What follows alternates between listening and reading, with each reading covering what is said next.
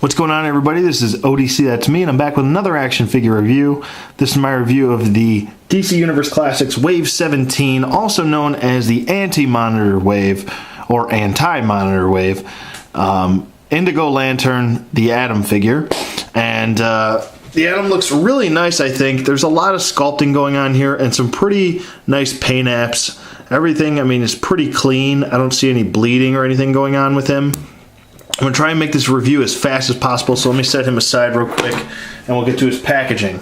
On his packaging, you got your basic blister card packaging here, pretty well known to most people of DC Universe Classics. You have, in the wave, you have Star Sapphire, Wonder Woman, Sinestro Corps, Scarecrow, which I've done a review of, Blue Lantern, Flash, the figure we're doing today, Orange Lantern, Lex Luthor, and Black Lantern, Hal Jordan. I have done the White Lantern, Hal Jordan, and thank you, Kendall, for giving me that, or hooking me up. He didn't really give it to me. You know, I paid for it. Anyways, that's the point I was trying to make. But thank you, Kendall, for that. The Black Lantern, Hal Jordan, I'll probably buy him in on card just because he comes with the head and lower torso of Anti-Monitor here. Got his stats right there. And then we got his biography up here. So, there you go. Pause it and read it if you want. So let's get that out of the way. Let's get this guy back in here. Let's go through articulation before we get to anything. His head does move side to side. It can look up, and it does look down pretty nice. And his head can do a full 360 rotation. His arm goes up about that far, goes down, goes all around, full 360, bicep swivel, single bend at the elbow, wrist rotation, ab crunch, waist swivel, T-joint hips which go out, forward, and back, upper thigh swivel, single bend at the knee, and an ankle hinge. So basic DCUC articulation. Just wanted to get that out of the way. Yeah. This guy definitely looks pretty nice. I got him really cheap at my local Kmart. I just happened to pop in there, and I was like, oh, I'll see if they have any DCUCs, why not? And sure enough, this guy was still there, and he was in the bargain bin for $8, so yeah, I paid $8 for this guy, mint on card. And he does come with the right arm of Anti-Monitor, which, so we can do our little, I don't know what you want to call it, a checklist for Anti-Monitor. I do have the right leg and the right arm. So we got the right side held down. We got to start getting the left side and the torso and the head. But he does have a lot of nice sculpting. I mean, I feel like this is a very underappreciated figure. Not underrated, but underappreciated. Maybe because he's a peg warmer and he's so cheap, and probably a lot of people don't give a crap about this look for him. But me being a completist, I do care.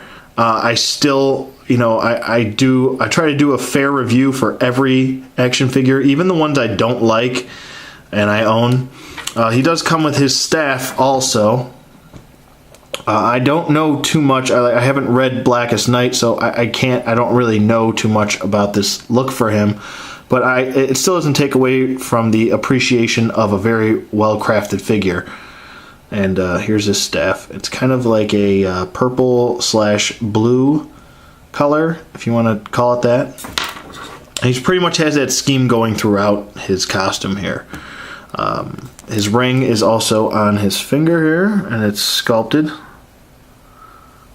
I still want to know how they individually sculpt these rings. Pretty awesome. But there's a ton of sculpting going on here. I'll point out all the sculpting. His shoulder pad piece here is sculpted along with the leather belt piece painted brown onto the shoulder. His necklace is a part of one piece, which is the shoulder pad, but it does give off the separate, like it says, separated from the shoulder pad. So it does give off that illusion. He does have some nice gladiator style gauntlets here, and wristband or gauntlet band or whatever you want to call it. So that's nice. His belt and tunic are pretty well done. They are pliable plastic, so you can move it up if you want. The nice sculpted beads on the side. I'll just call them beads. I'm not really sure what that technical term for that is, but there you go. I believe they reused the boots from Deathstroke on here with some maybe different tooling, different sculpting on the leg and the boot. It looks like these tassels were added on, and the sculpted, I'm not sure what you want to call that, tape going around his leg here, or band, that's also sculpted. So this is sculpted, that's sculpted. The obviously the cuff, stupid, is sculpted, and this tape going around his boot here, which actually goes all the way around the bottom and is sculpted as well. I mean, there's just so much sculpting going on with this figure. It's pretty overwhelming. It's pretty nice. He does have 2 peg holes at the bottom of his feet. What else can I say about this guy? Oh, the tribal symbols things. I'm not really sure what they mean, but it does go throughout his back, and you can see that they painted on these lines first and then added on the shoulder pad. So that's pretty cool, and it does go throughout his back of his arms and in the front. So, I mean, he's pretty well done. Let me bring in the original Adam, the more sought-after Adam. And so you can definitely tell that they did just resculpt the head here. And this Adam is actually a little bit taller because he has hair than this one doesn't. But still, even though this is more sought after, this has the better sculpting. So, I mean, take it or leave it. I'm sure more people would prefer this over that, even though the sculpting isn't there, and this is basically just a repaint. So, but still, a very nice figure. Obviously, if you have to choose between the two, I would go with the more traditional look. But that's just me, and you know, if I didn't know anything, if I didn't know any better, and I saw both of these sitting in the store, I'd probably go after this one. This one has a little bit more of a unique and better sculpting going on, and more add-ons to it. And he also comes with an accessory, so that's pretty cool. But still, both are great figures. If I had to rate this figure, I'd probably give him a 7.5. I think he's, he's pretty cool. I don't know too much about him. I do like the sculpting of the hair. That's pretty nice. And the sculpted mask as well, which I did not point out, which I will right now. So that's pretty cool. I do like it. Looks good. They definitely try to do him justice by, you know, maybe not the most well-known figure, but you can't deny that there's a lot of extras on him, which is cool.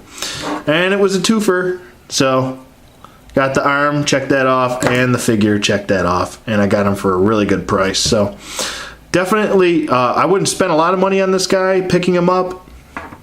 I've seen he goes on Amazon for I think $7. So, I mean, there you go. I've seen them on Amazon for $7. I just, you know, it's easier for me if I just go to the store and pick them up. So, with that being said, I'm going to close out here with my review of the Wave 17 DC Universe Classics Indigo Lantern Adam figure. You know, pick them up if you're not a completist and you don't need them. And that's pretty much all I have to say. Let me know what you guys think in the comments below. Thank you for watching, and I will see you guys on the flip side.